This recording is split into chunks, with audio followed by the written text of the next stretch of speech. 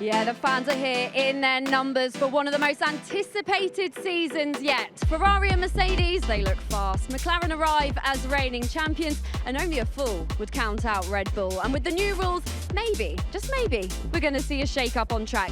It is all new, it's very unpredictable, but most importantly, everybody, Formula One is back.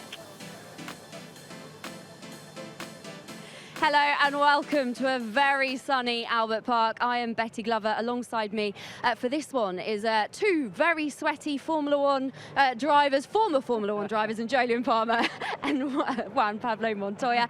And with me, a Grand Prix winning strategist in Ruth, Buscombe.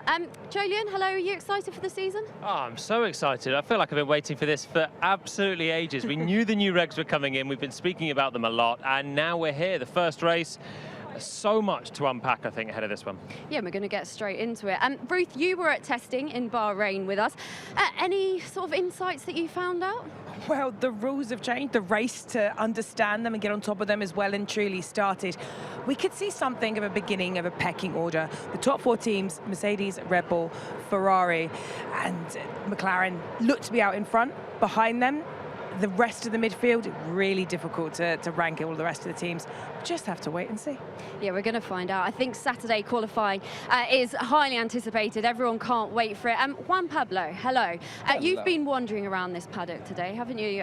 What do you make of it? Is there a sense of anticipation building? It is very interesting because one side of the paddock, people like in the sun, they're all chilling, and then people running in and out of the garages non-stop. It is crazy.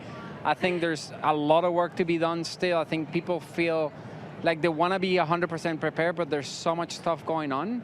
And, you know what I mean? I think that makes it a little hard. I think it's by tomorrow, everything is going to settle. You know what I mean? Once the first session starts, people are going to, oh, okay, now we can get into a rhythm and get the stuff going. When you were a driver back in the day, were you just so excited to get going? Was this Thursday almost like a bit annoying for you? The first time I did it, it was really stressful. Really? Because you feel so out of place. You don't know where you're supposed to be. You don't know where you want to stand, where you want to do. And that first practice, you don't want to be that first guy that goes off. You know what I mean? It's like that first few laps, even you done millions of miles in simulator and things, when you go out on that first session, the track is dirty and everything, and you just let it come to you. I think that's where the maturity, and the guys that done it longer, they just don't really care. But the guys that are young, that first session, you know, you think you need to make an impression and you really don't.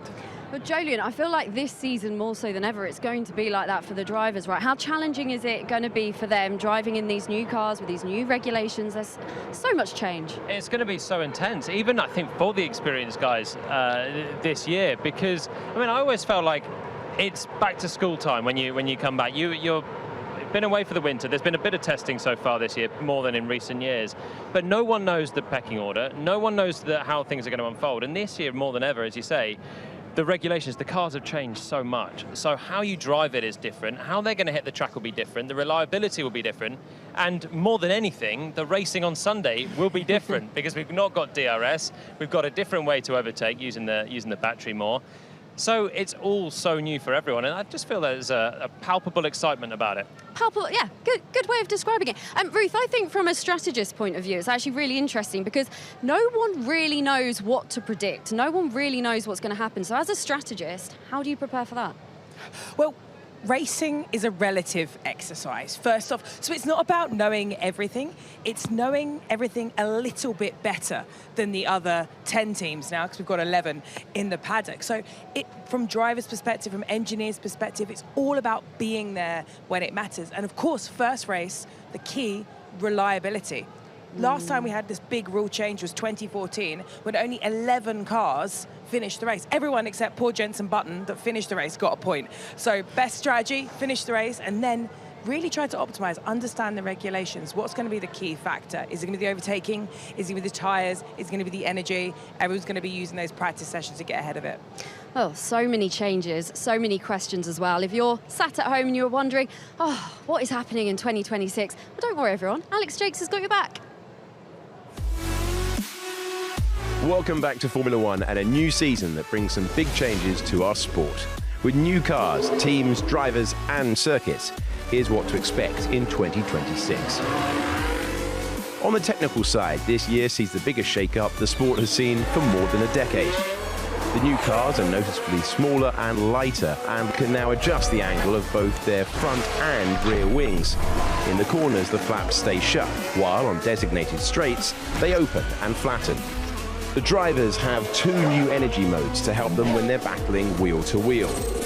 Overtake mode, which assists drivers attacking when within 1 second of the car ahead, and the boost button, giving drivers access to maximum power for either attack or defense.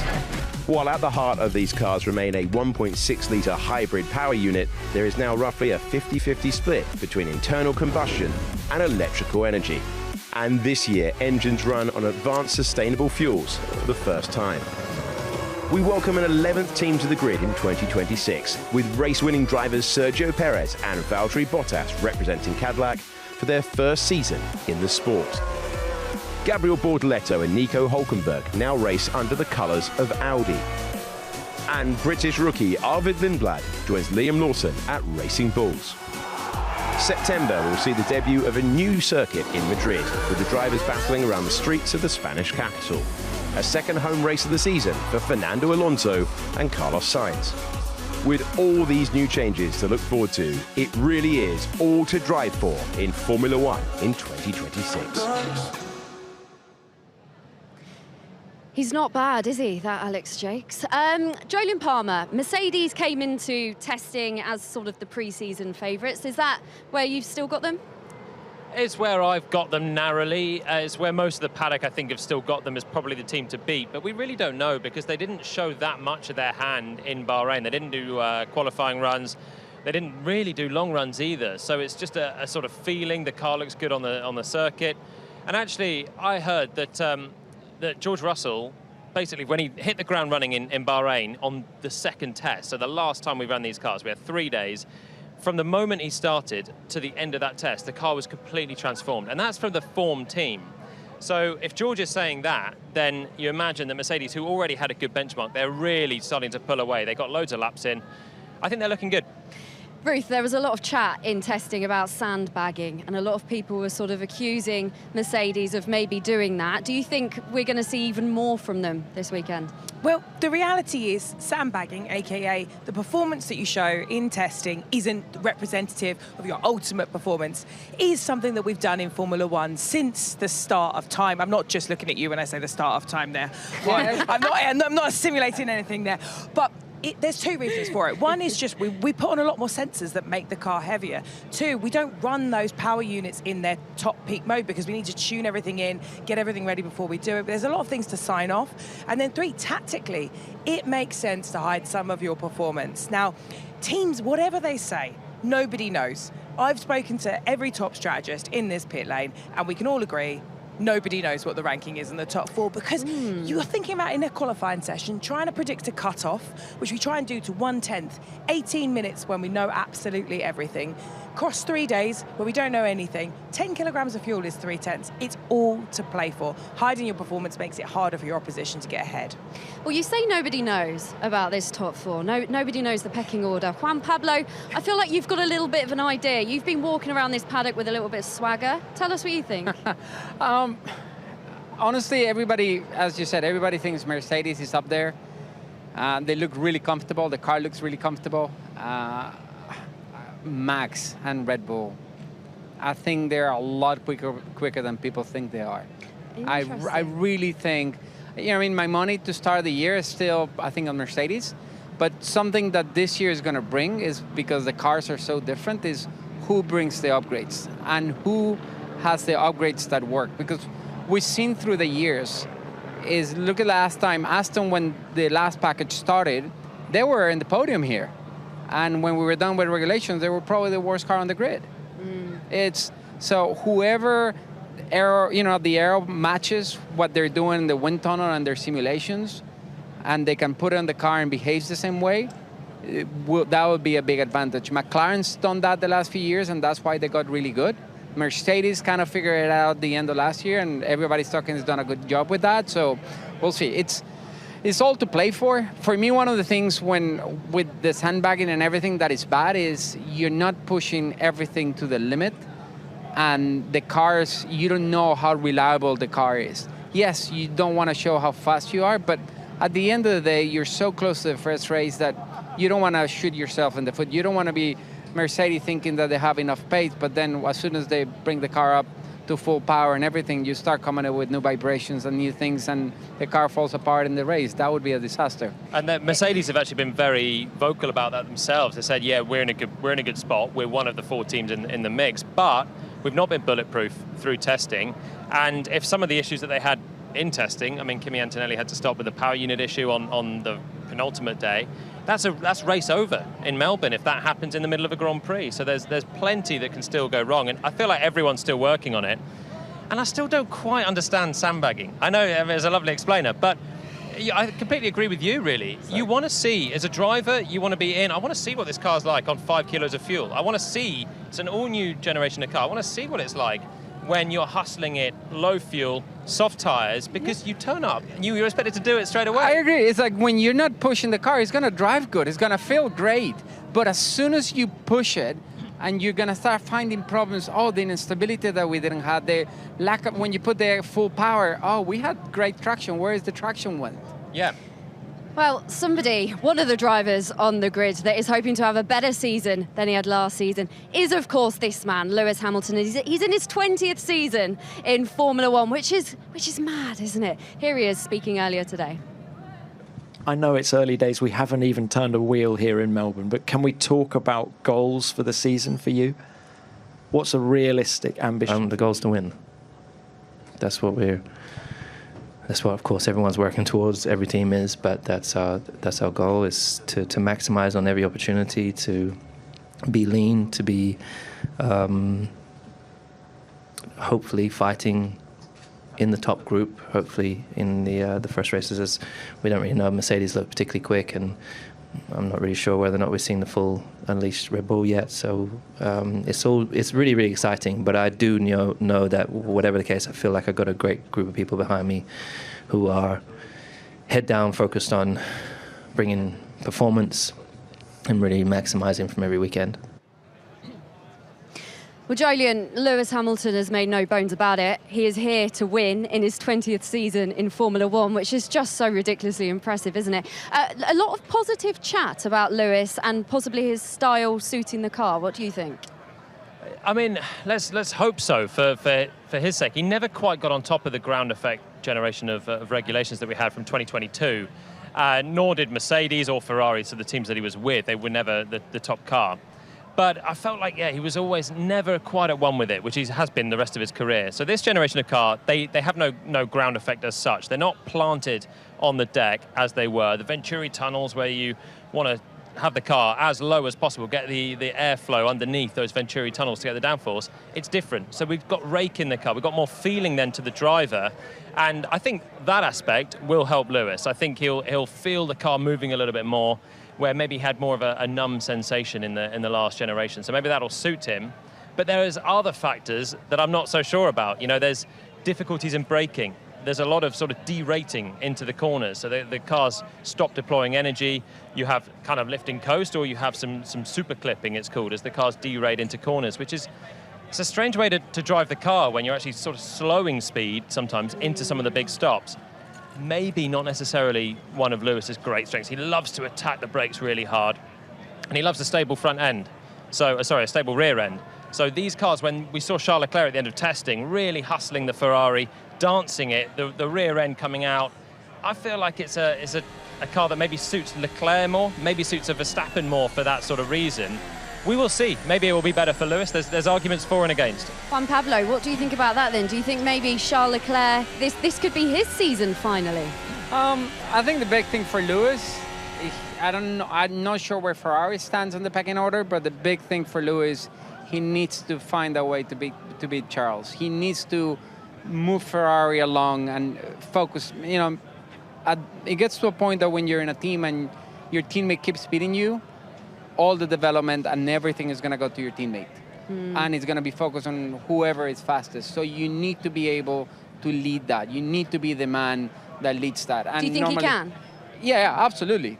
But I think he needs to make sure his inner group, like the group on his side of the garage, work extra hard and they're committed as he is. I think that's the bigger thing as a driver that people underestimate is how good of a job you do with the people in your garage and how hungry are they for winning with you. Ruth, we spoke a lot about development earlier and sort of knowing that teams will be developing throughout the season, so we might not get the full picture on the first race of this season. McLaren are known for developing throughout the season. They're very good at it. Andrea Stella, their team principal, said that they're probably going to be slower to start with and then they'll build into this season. What do you make of that? I think that's a great line, isn't it? Like, it gives you carte blanche to start off the race. You know, the reality is that McLaren did not look, you know, outright fastest in the test because none of the cars did. And coming off the back of a very, very successful era where, you know, they won their first Constructors' Championship and Drivers' Championship in 25, 26 years, you know, it's huge, impressive what they've done. But it's reset now, and they are a customer of the Mercedes power unit. You know, there's so many different elements to the getting optimized, absolutely everything. You know, we've seen time and time again that, you know, it's all about the absolute minute details, you know, and they don't come in as favorites, which is exactly what happened the last time we reset all the regulations, which was 2014, when we'd just come off the back of a Red Bull dynasty, where we had Sebastian Vettel beat everyone, including me, at Ferrari. They come to winter testing and they do 8 laps on day one, and then they don't win the championship. It's Mercedes with Lewis Hamilton at the helm that is the team that gets on top of it. We see resets time and time again. I think what Juan said earlier on as well is particularly important for McLaren, because you mentioned the development race through the year. New set of regs, the cars are starting from literally zero here. So like I said, George was mentioning the development rate through 3 days of testing. There's 24 races in the season. So even we're talking about Melbourne, who's going to be favourites this weekend? Is it Russell? Is it the Ferraris? I mean, it could be Kimi, Antonelli, could be McLaren's, could be Verstappen. Plenty in the mix, but that's not necessarily going to dictate who's there as the champion at the end of the year. And when you look at McLaren for the last few years, they have had a better record than anyone of bringing parts to the car and finding performance. The correlation between what goes on at base and adding that performance then from the wind tunnel, from the CFD, to finding downforce on the car, I think is unrivaled. And that won't really change with this set of regs. They'll be finding it in a different way, but the correlation's still important. Mercedes have been scratching their heads with it in recent years, not necessarily able to find solutions to their issues. And so you do wonder if that is why Andrea Stella is sort of saying, we're not necessarily there at the start. But we know we can get there. Exactly that. He used a football analogy, actually. He said he's going to sit back and defend, and then he'll come on the counter-attack. So There we go. Juan Pablo, let's talk about Lando Norris. Comes in, reigning world champion. Do you think that will add more pressure to him, being like, I've got to defend my title, or does it ease the pressure? I think to start the season eases the pressure. And especially the way McLaren is playing it, it's like there's no pressure. I think the pressure is going to be within the team, where I think between him and Oscar is going to be a big fight to see who can come up ahead or be on top of each other. And I think is very healthy for the team because they push each other really hard. The big question everybody will ask is, because he won the championship, is he going to be kind of too chill this year, thinking he can just do it? Or is he back to 100% focus of that hunger of keep winning? Well, you mentioned Oscar Piastri there. Let's hear from him now, because I am sure he is going to have a lot of hunger. He is going to want to come here on that redemption journey. Here he is. Well, Oscar, here we are, another season ahead. Pre-season testing is done and dusted. You know what kind of car you've got for the first race of the season. What is the mood for you and the team right now? I think it looks probably a little bit different to what it did 12 months ago. I think we're in the mix, and I think the rate of progress from everyone at the moment is still very fast. So, I think what looked good at the start of testing didn't look very good by the end, most likely. So definitely not at the top just yet. Just yet, indeed, because it could be a development race this year. There's a long way to go. It's a long old season, isn't it? Yeah, definitely. There's a lot more experimentation for everyone, I'm sure. A lot more things that are just different from how we've run things before. So, again, I think we'll see that evolution continue pretty rapidly. And also heading to home soil, having experienced what it's like to be an Australian in the Australia Grand Prix. Yeah, I'm looking forward to it a lot. It's my favourite Grand Prix of the year, obviously. the atmosphere is probably going to be even more, patriotic, hopefully, than it ever has been, which is nice. And I think for me, the support I've felt grow over the last 12 months in particular has been really special to receive. I'm getting a bit older now, but I still see myself as a kid who goes and drive race cars. I have to pinch myself still every now and again. So yeah, you don't feel it anywhere more so than at your home race. And it's obviously a proper home race because you grew up just down the road from there. Just how special is that every time you go back? It's always nice, even in the off season, often just driving different places. I drive either through Albert Park or around Albert Park, so it's always interesting seeing it deconstructed and just as a public road, but it's still the only racetrack I've driven on in Australia since I left karting. Wow. So it's always cool to go back and be able to drive in my home country again.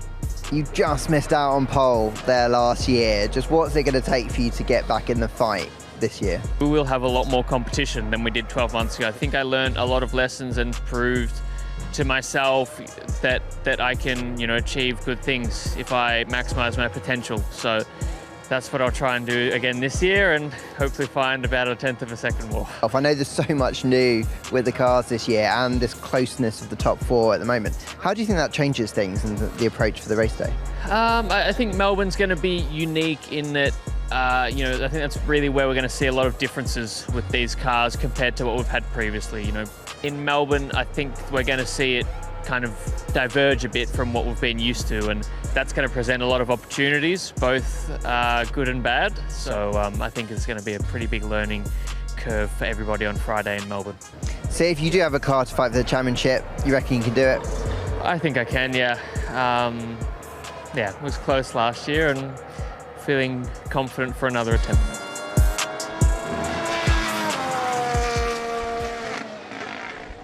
Love that. Love seeing a confident Oscar Piastri there. Juan Pablo, what do you make of his chances? A big chance to come here and redeem himself after a disappointing season? Well, Melbourne, I don't know how good McLaren's going to be. You know what I mean? That's the $1 million question. Are they going to be in the mix? Yes. But honestly, as we've been talking about with all the sandbagging and everything, you don't really know where everybody is. I think Ruth had a great point with Mercedes having brand new engine, new things. All the support teams, like all the customer teams, need to learn the systems where Mercedes developed everything. And I think that's going to make a big difference, especially in year one. So we'll see.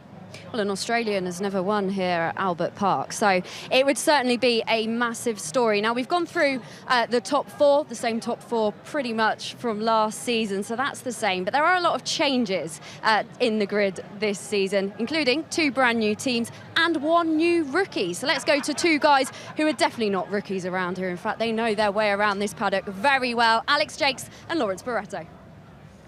Thank you very much, Betty, and welcome down to the start of the new era that includes Cadillac Lawrence Barretto, who are gearing up for their first ever Grand Prix. And it's important to say they've started completely from scratch. Yeah, fair play to them. The 11th team on the grid, an all-American outfit. They only found out a year ago, Alex, that they were definitely going to get a spot on this grid.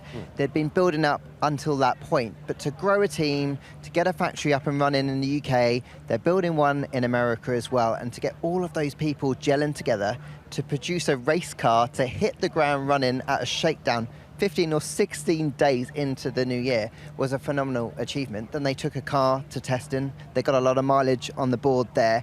They had people up and down this paddock kind of taking a look at their car inside the garage going, oh, there's some nice details on there. And for them to kind of come here with upgrades as well really puts them in a really good spot for what's going to be their first ever Grand Prix. What would be success for Cadillac in 2026, do you think? Well, they've got Sergio Perez and Valtteri Bottas, who've got more than 500 Grand Prix between them, so they've got a lot of experience under their belts, but they've got a team that's very new, hasn't really gelled together yet. So I think constant progress, consistently bringing upgrades to try and keep up with the development race this year, because there's going to be a very intense fight out there, the team was saying earlier. And then I think it's trying to take their opportunities. So, nab that point if they can, fight for that 10th place if you're in that tight battle, and hope that at the end of the year you've shown a better progress report than you had at the start of the year.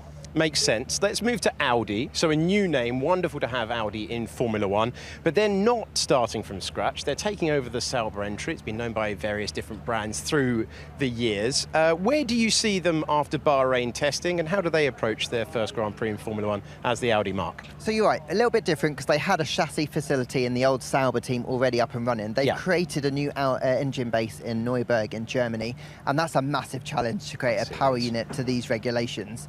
So for them to then fuse those together is a big challenge, which is why I was so impressed that they were the first car out in shakedowns this year. They bring an upgrade package to Bahrain testing, and it looked like a very slick operation. They really pushed the detail, James Key, the technical director there. And then they were really developing very well through pre-season testing, to the point where Gabriel Bortoletto, the younger driver, and the veteran Nico Hulkenberg were so pleased with the effort of the team coming here, even though they know it's still going to be a bit of a challenge. It will be. Interested to see how they go. We have one rookie in the field at the start of 2026. 6th place in Formula 2 last year, Arvid Lindblad. British driver. He comes in having lost to a couple of drivers who don't have seats. How do you think the 18-year-old approaches his first Grand Prix? He's got a lot of confidence, and I like that coming into this sport. But Red Bull have thought that he'd had this experience come into Formula One for a long time now, so he's got to deliver on that promise. He had a really strong pre-season. Like most rookies only get one test, right? He got 3 of them. He was the driver that had the most laps in a single day on that final day of testing in Bahrain. So he's better prepared than any rookie has really been in the last few years. And when I talked to Alan Permain, his team boss, he really respects the job that he's done over the last couple of weeks since he's joined that team and been in, behind the wheel. So I'm expecting a lot from him. That Racing Bull, it looked good in pre-season testing. Yeah, he is a very talented driver. When you see the driver's talent in mixed conditions, he has excelled in Formula 3 and Formula 2. And that completes your new roundup. Back to you, Betty. Lovely stuff. Thanks, guys. Very much enjoying how Lawrence's top sort of blended into the carpet there. Jolyon, let's talk about Albert Park then and this track, because we know that, you know, drivers are going to face different challenges depending which track they're at. So how do you think Melbourne's going to be for them? Well, I think Oscar explained it pretty well, that this is probably going to be the most different, and it's the first race. So for anyone watching last year's Grand Prix, I mean, it was a hectic Grand Prix in the wet, but in terms of the dry running compared to this year, I think there will be big changes. So we can have a look at it with Lando Norris, and I'll explain exactly what I mean here. And it's mainly because there are so many long straights and fast corners. There are 5 straight zones now on the lap. We're in the first of them here as we're heading towards the braking point with Lando. So it'll have active aero on, so the front and the rear wing will be open. That's new for this year. There's no DRS, of course, as Lando now heads down towards turn 3. Big braking zone, so this will be a chance to try and recharge the batteries.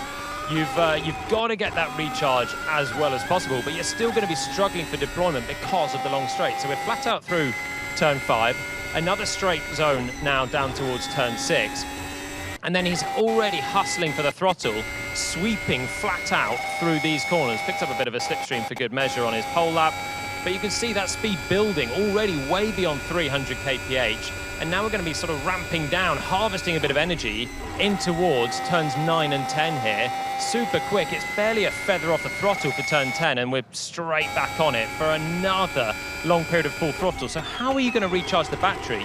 You're going to have to do plenty of it in a straight line, because this is one of the toughest circuits we're going to have on the calendar in terms of energy. It's nearly flat out coming through turn 13. Tricky braking zone. This one here, 14, and turn 3 are going to be the hardest ones. And then you get to the end of the lap. Energy deployment and energy harvesting are going to be the keys, as well as big braking zones, getting them right, because we saw also, Betty, in testing, how many front lockups there were in Bahrain. The driver said that's okay, we got asphalt runoffs. You just saw there, not many nice runoffs here. So there's so many challenges for them. Okay, so it could be interesting then. Juan, Pablo, how would you approach this as a former Formula One driver? I think the interesting part is I think the teams are going to have a big baseline. I think the bigger thing for me that people are not talking about is how you're going to manage the energy when you're in traffic. Are you going to take advantage and try to pass and then find a way to sacrifice the speed somewhere? And I think somebody's going to figure it out better than everybody else. Everybody says, oh, no, it's very straightforward. And then somebody comes up with something completely different and you go, we didn't see that coming. And I think that is going to make a big difference, especially at the beginning. And I think the drivers are going to play a big part of it. You know, when you're a driver and you're gonna see things and feel things the engineers don't feel and don't see. They're so focused on numbers, and you go, here, for me, especially when I'm in traffic, I don't need to deploy as much because I don't need to get close, and I'll be better off using the energy somewhere else and things like that. And so I think the drivers are going to play a big part of how they manage the energy. That's part of the fun, I think, for the race here. You've got the drivers trying to work out the best way to do. And as we're standing here, no one knows what the best way is going to be. They all have they'll have their ideas, but someone will have a different one, and that'll be the right one on Sunday. And as I mentioned, the sort of derating, the harvesting into corners, it's because this circuit is super energy limited. There's no big braking zones. There's loads of fast corners, so harvesting on the brakes is really tricky. But what that's going to mean is Saturday's going to be a more different sort of quirky looking qualifying in some ways. What it's then going to mean is Sunday we'll have loads of opportunity to do exactly what Juan's talking about, to have different strategies in terms of using your energy and try and overtake maybe in places that we haven't seen before. Ruth, from a strategy perspective then, what would you do if you were going into this race? Well, first off, fire him as a driver, because he said the engineers shouldn't be listened to. So you're out the car. JP's back in the car. That's not surprising. Working with an iron fist here. It's all about that. The thing is, there's 11 different views of the race right now, because you can only really simulate or plan for the race the way that you see it. It's a bit like, we live on Earth, so we see the world like Earth. We think aliens might look a bit like us. They probably have us with 12 heads, for example. So as soon as you get some actual meaningful running, you have to update in the race. And that is going to be the part of it. And it's going to be the teams that work with their troublesome drivers that use, there's 300 sensors in a Formula One car. And they're going to be screaming on the radio. The most important one. I would have loved to have seen you two as a team back in the day. That would have been brilliant. I've heard about him, to be fair. My boss used to be his race engineer, so we'll have words later. Iron hand is what you need. But it's all about that, right? It's about having a plan, but then being ready to react, adapt, and actually build something that's a bit robust to the unknowns. Typically we see go for a one-stop rather than a two-stop. Don't expose yourself to boxing behind someone that you might get stuck. You talk about having a plan, Ruth. Here is your plan, everybody, for the weekend. Check this out. This is the schedule then, because Formula One 2026 is well and truly back. So here's what's coming up. We've got free practice 1 and free practice 2. That starts tomorrow. On Saturday, FP3 is followed by qualifying, which is going to be ridiculously interesting. Slightly different format, Ruth. Yes, we have an extra car. So we've got an extra team, 22 cars. The session times, we're losing 6 in the first session, Q1, 6 in Q2. Then we get to our top 10 shootout. We've got an extra minute this year. And then we've got the big one, the Australian Grand Prix on Sunday. We'll have all the build-up for it. And, of course, as always, we'll round it off with the post-race show. Guys, remember, if you haven't already, follow the QR code that is going to appear on your screen any moment now and sign up for F1 Fantasy and F1 Predict as well. Get your predictions in for the week for your chance to win a prize. I have done mine already, everybody, and I'm feeling incredibly confident. Wow. I know. Wow. You've done yours? I've taken to threatening drivers, actually, by saying, I've put you in the team. Don't ruin it for me. Well, I don't know about that. Juan, Pablo, have you done your F1 Fantasy team? Yeah, I did. Okay, what's your name? I don't believe you've done it. I think you're lying. No, I did. Look at it. I did it. I think it's JP Montoya such an or unreliable something. narrator, isn't it? You don't even know the name of your team. No, I think I put either the JP Montoya. I had done 2. I did it when we were in the call yesterday. Okay, I see. No, it's true. I'll show you. Before we wrap this up, everybody, I just want to say a massive congratulations to Laura Winter. She will be back. She will be back later on in the season, but she is spending time with her brand new baby boy, Alfie. So big congratulations to you, Laura, from everybody here on the ground and also back in Biggin Hill. Lovely news, isn't it, guys? Fantastic, yeah. Yeah, lovely stuff. Okay, well, we will see you tomorrow then for free practice 1 and free practice 2. Our first look at these 2026 cars in competitive action. You will not want to miss anything. We'll see you then.